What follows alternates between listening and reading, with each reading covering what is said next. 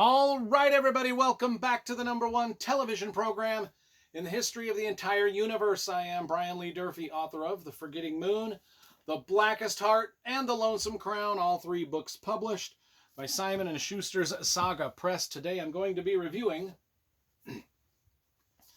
The Blackbirder by James L. Nelson. This is book number 2 in his Brethren of the Coast trilogy about pirates and piracy. It's just an absolute dynamite trilogy. I've already reviewed book number 1, The Guard Ship. So if you want to watch that review, just type in The Guard Ship into your YouTube search bar and then my last name, Durfee. And through some sort of pagan sorcery that I don't understand, that review will magically appear upon your television screen. But anyway, book number 3 is The Pirate Round, and it just fell. We'll edit this part out. Anyway, we've got all 3 books here. Let's talk about the cover first, because you know I love graphic design and cover illustration. This has got a cover by an artist named Bernard Gribble. It was painted in 1909 or so, it says. Now, the book itself has a lot of maps and like little diagrams of the pirate ships. And I know there's a map in here of the coast of West Africa. And there's a lot of little icons and things like that. It's just a really well put together book. Now I love this design. This just looks like a pirate novel. They designed this spectacularly. And then book 2, they followed with the similar theme on the cover. I mean, these 2 books look great. The pictures are great. The spines match up fairly closely. I mean, but then on book number 3, they just, like most publishers, they shoot themselves in the foot. It's like they don't even care about readers or book collectors, because then book number 3, the cover has a completely different design. And, the spines don't look like they go together at all. So they that up royally, which is what most publishers do. It's almost like they hate their customers. I mean, my God. Art directors, if you're an art director at a publisher and you're watching this, there's no an excuse for that horse shit. James L. Nelson signed my books. None of this is his fault. He's a spectacular guy.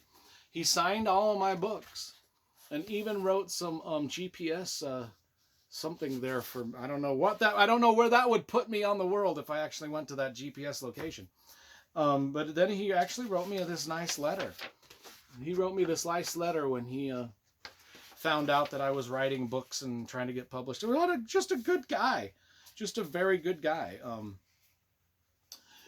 Let's talk about the book first. We've ranted about book covers. We've talked about how nice the author is.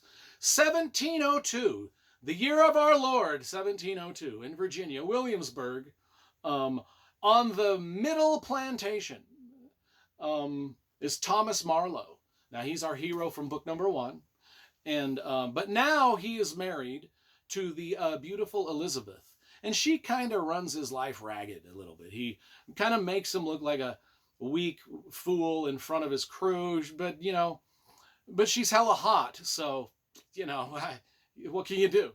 I mean, you just, what can you do? You deal with that. So in A Blind Rage, King James is an ex-slave. And in A Blind Rage, not only is King James an ex-slave, but he is also Marlowe's comrade in arms from book number 1. They went through many an adventure together in book number 1. Now at the beginning of book number 2, in A Blind Rage, King James, the ex-slave, Marlowe's friend, he slaughters the crew of a slave ship because King James was once a slave himself. And now he's got a little, muscle behind him. And he slaughters the crew of a slave ship and becomes the most wanted man in Virginia because he hopes to return that slave ship and those slaves back to Africa. Now, the governor gives Marlowe a choice.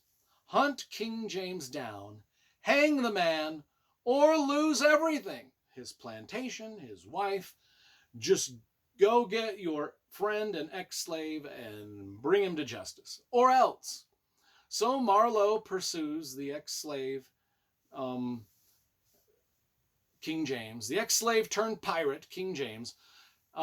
He follows him to Africa, all the while kind of struggling to maintain control over his own crew on harsh seas, dodging a lot of, there's a lot of adventure. This is a pirate book. This is like a chase, like a master and commander-esque chase across the ocean.